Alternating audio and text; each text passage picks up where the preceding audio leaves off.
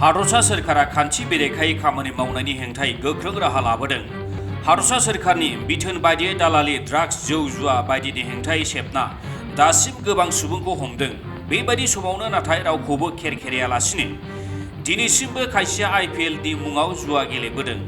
बाक्सानि गबर्धना पुलिसा थांनाय हराव सेबनानै IPL जुवा गेलेनायजों लोब्बा थानाय माजिदुर रहमानखौ हमनो हायो आरो गुबुन सासे हमजानाय जावेद आली मुंनि सेंग्राखौ जोबथेसालियाव दैथायहरो। गबर्धना पुलिस थानानि बिबानगिरि नबजित तालुकदारनि दैदेननायाव बे जुवा गेलेग्राफोरनि हेंथायै सेबदोंमोन।